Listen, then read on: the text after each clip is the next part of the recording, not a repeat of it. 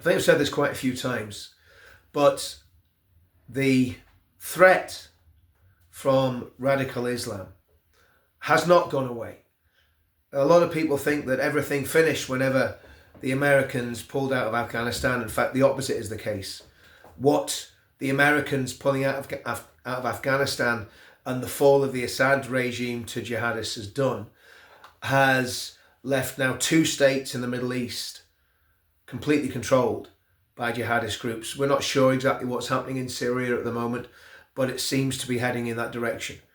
And what we've got at the minute in the Middle East is a situation where the Shia extremists, who are almost a counterbalance to the Sunni extremists, because of them backing Hamas in their atrocity, and obviously this is the irony of this, Hamas are a Sunni Islamist organisation that sprouted out of the Muslim Brotherhood. They were called Hamas were called the Muslim Brotherhood in Palestine.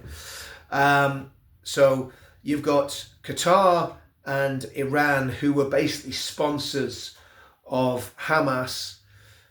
When Hamas did what they did, that vile, disgusting atrocity in October 2023, the Israelis did the only thing that they could do and attack all the Iranian proxies that were threatening to destroy Israel.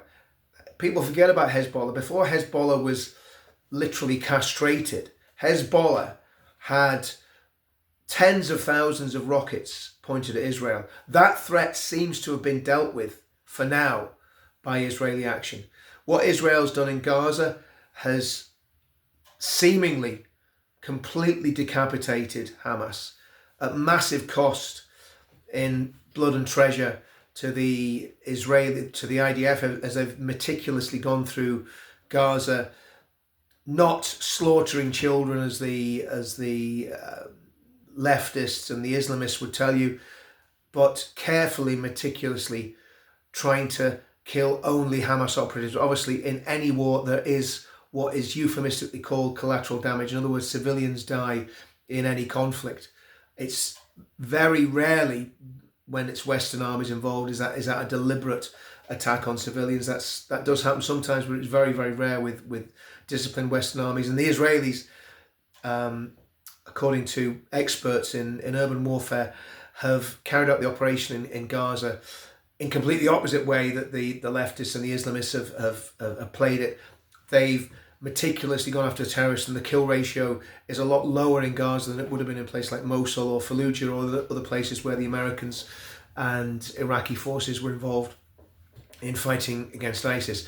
And again, if you look at Syria and the way that Russia and Assad's forces battled against jihadists, it was literally a scorched earth policy where they weren't really worried about so-called collateral damage. So anyway, to cut a long story short, what's happened is that the balance of terror, if you like, you had the Shia terrorists in Iran. They're still there. They're massively under threat. No doubt they're racing to try and enrich enough plutonium and uranium to have a nuclear weapon. It's a race against time, because if Iran gets the bomb in a format that it can use, maybe it's got it already. We don't know. That's the issue. If they have got it already, it's a massive problem. If they haven't got it, I'll be honest with you, the Israelis really do need to take out their nuclear installations. And that's not me being a warmonger. That's for the sake of world peace. And I hope Trump gets that. I'm sure he does. I know Netanyahu definitely gets it, but of course Netanyahu himself has been tied in knots by the leftist judiciary in Israel. So what's happened is, into that vacuum that's been created by the pushing out of the Russians from Syria, because obviously the Russians don't want to be in Syria, they want to be fighting. Well, do they want to be fighting? The soldiers probably don't. Putin seems to have a bloodlust for Ukraine. So the Russian forces have been withdrawn gradually from Syria. They're fighting against Ukraine. The proxies, Hezbollah and the Iranian Revolutionary Guard, were massively weakened in Syria. So the groups that were propping up the Assad regime have basically collapsed, and Syria has been taken over by jihadists. It's as simple as that. The sugary words that I've heard people like Majid Nawaz and others, and again, I think he's got a lot to answer for. Majid Nawaz and others about the jihadists that have taken over in Syria. These are the good jihadists. These are the ones that don't behead every Christian; they just behead 1 in 10. That's an ironic way of getting my point across. But you all know exactly what I'm saying. But the reality is that these groups in Syria are to a large extent backed by Turkey. Turkey has a massive amount of influence, and this is the worry, that there will be a tying up of the Taliban in Afghanistan, the Iraqi militias in obviously from Iraq, the Sunni extremists in Iraq, the ISIS elements in Turkey, and the jihadists that have taken over the governors of Turkey and Turkey itself with Erdogan and the Turkish army, and of course then the massive financial aid that allegedly comes from countries like Qatar. So if you put that all together, and then you look at what's happening in the broader Middle East, you look at what's happening in Saudi Arabia with the Crown Prince seemingly trying to turn Saudi into a moderate mecca for tourism in the Middle East, and attracting all these sporting events and pop concerts and all the rest of the stuff, trying to bring his country into the 20th century. He's not quite in the 21st century yet, probably thank goodness for him. But he is only one, or Saudi Arabia is only one terrorist attack away from going back to being a Wahhabi state. And the same with all the Gulf states. They stay in power by massively cracking down on jihadists and Islamists. That's what they do. That's how the Gulf states keep themselves in the position they're in. They do not tolerate for 1 second, and you've seen the videos of these Arab leaders in the Gulf states saying, we're not tolerating that nonsense you're letting happen in your mosques in Great Britain. We don't let that happen. So if they fall, and obviously Syria has already fallen, Lebanon's in a very, very precarious position, because obviously even though Hezbollah have been massively neutered in Lebanon, they are still a powerful force. But then of course you've got Sunni jihadists, Sunni militants in there as well. You've got Sunni jihadists in the Gaza Strip, ISIS type elements, Hamas, etc., still there, because it takes a long time to root out all those people. So why am I going into all this detail about the Middle East? And then what you've got in Afghanistan with the Taliban, and there was news last week. It was over Christmas, so I was kind of in a bit of a daze, but I saw somewhere that the Taliban were attacking Pakistan with their American kit.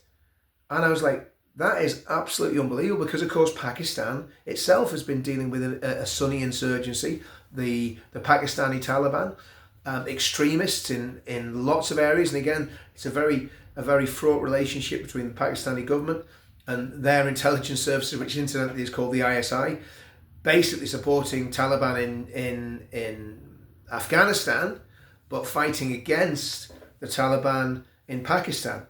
Then you've got what's going on in Kashmir, you've got India, and you've got Pakistan. And of course, Pakistan has nuclear weapons. Now, if Pakistan falls into the hands of extremists, that's a big problem. So we could have a situation where you have Pakistan, some of the former Russian republics, maybe even elements from Chechnya, Dagestan, those areas of Russia, the ISIS and Al Qaeda elements in Afghanistan, all joining together and creating a massive jihadist army. And it's interesting that in apocalyptic Islamic literature, there's a lot of talk about armies coming from Khorasan. I think that's how it's pronounced, Khorasan, which is basically that area, Pakistan, Afghanistan, right the way around those Russian republics, and of course up into Turkey. So there's a very real danger that the vacuum that's been produced by what's happened in Ukraine, by what's happened in Syria, by what's happened in the conflict with Israel, will allow masses of Sunni jihadists to mobilize. And let's get it right. Erdogan in Turkey is not on our side. Erdogan in Turkey, he wants to crush the Kurds. The Kurds fought against ISIS when ISIS had its absolute blitzkrieg in, what was it, 2012, 2013, I can't remember the exact dates now, but I think it went until about 2015, 2016. It went on until Trump came to power and Trump basically joined forces with the Russians almost to bomb ISIS. And you had the Russians fighting against ISIS, you had the Brits, you had the Americans, you had the Kurds, you had the Hezbollah elements, you had Iranian Revolutionary Guard elements fighting against ISIS. And it really was a case of my enemy's enemy is my friend. And of course the Kurds did a fantastic thing. Now the Kurds are getting hammered at the minute by Turkey. So the Kurds are really, really under the cosh. So when we see this ISIS attack in New Orleans, we've got to put it in context of what's happening on the wider Sunni jihadist scene. And we've also got to remember this. General Mike Flynn was at one time head of the Defense Intelligence Agency. He was working in Syria and Iraq. And his brief was to try and get these Islamist groups to join together to defeat Assad. That's what he said in an interview with Mehdi Hassan, or words to that effect. I mean, go and watch the interview. You can find it on YouTube. Just Google or just YouTube Mehdi Hassan and General Mike Flynn. And Flynn said this was coming directly from the Obama White House, that they were being told, yeah, we can use these jihadi guys. They can be used to fight against Assad in Syria and to destabilize the Iranian regime. So that was the policy that the Obama administration had towards the jihadists. So they were almost trying to bring them on side, not realizing that if you're driven by an ideology that you completely believe in, it doesn't matter what people say to you, you're going to continue pursuing that religious doctrine, because religion trumps money, trumps politics, trumps everything. If you really believe in what you believe in, even if you waver, no matter what religion it is, whether it's Islam or Christianity, even if you waver, you'll go back to it if you really believe in it.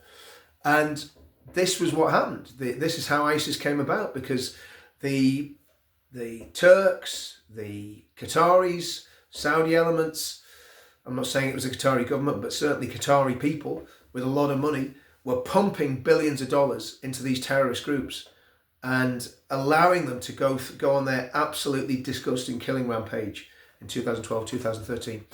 And we saw what happened. The Yazidis were massacred, Kurds were massacred, Christians were massacred, Western journalists, Western civilians, Western contractors beheaded live on TV.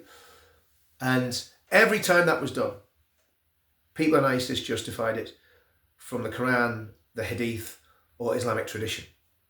All the time. They never did it in a vacuum. They all said, we're doing this and we're doing this because the Quran says this, the Hadith says this, our tradition says this, and that's why we're doing what we're doing.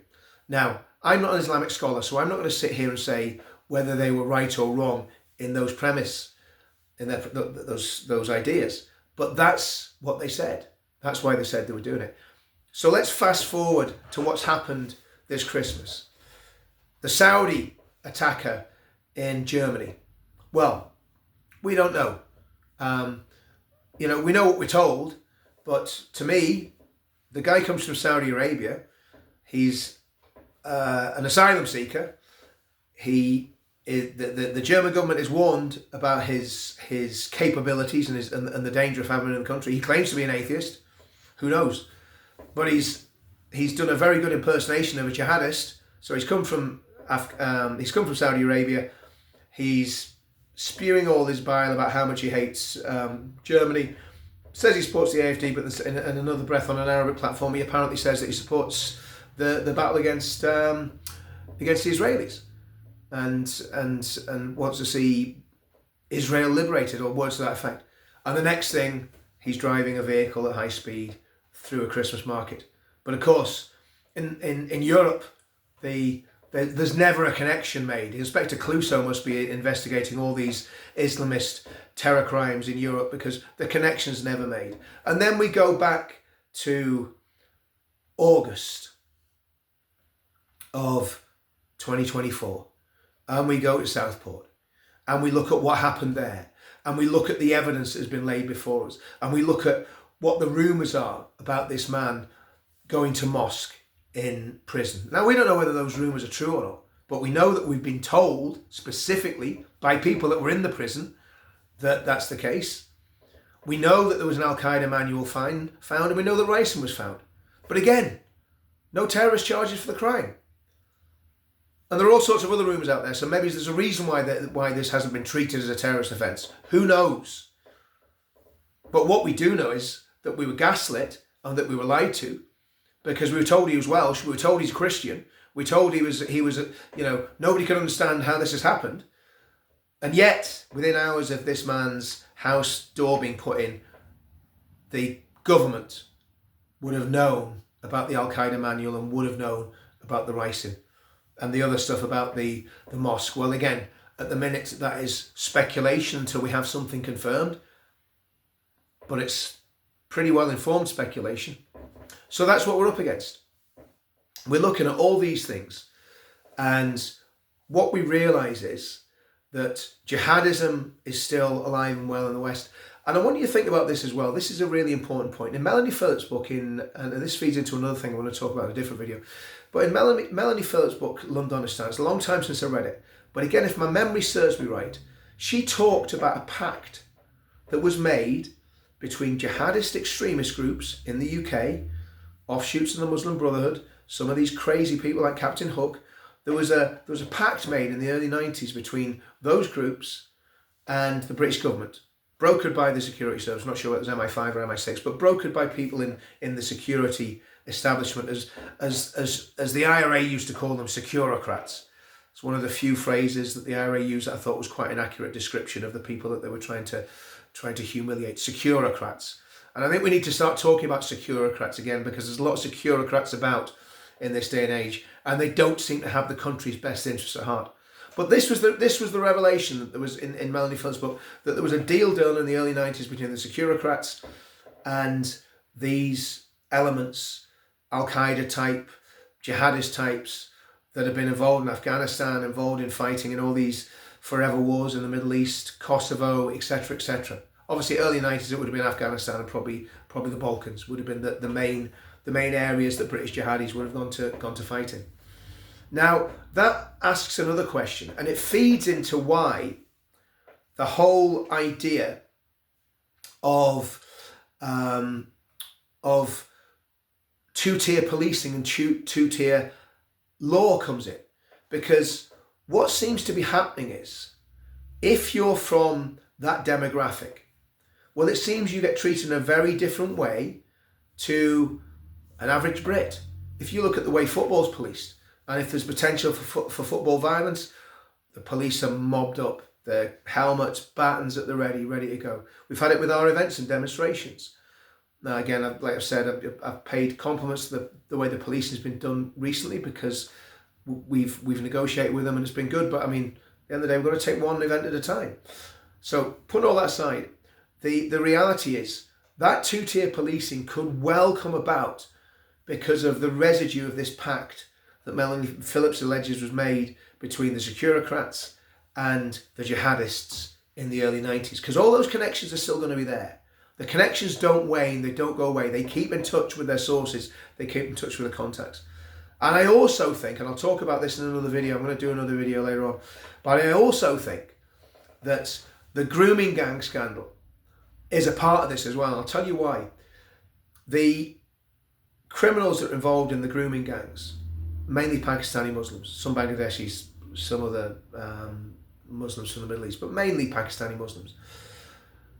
Those groups were gangs. They were criminal gangs. They were basically a Pakistani Muslim mafia that was operating throughout the whole of the United Kingdom. Still is operating, involved in heroin dealing, involved in trafficking of people, involved in trafficking of children, and obviously they had all the legitimate faces of the business, the taxi offices, the fast food outlets, and so on and so on and so forth. So when those girls were being groomed and raped and trafficked around the country, it wouldn't have been difficult to bust those gangs wide open. It wouldn't have been difficult to scoop all those people up. They kept themselves very low. When we were making the films about this up in Telford, we kind of commented. It was very like Ozarks. You ever seen the drama series Ozarks about the cartels operating in the United States? It was a very similar sort of thing. It was very, very sinister, very under the radar, but very, very, very, very evil people involved.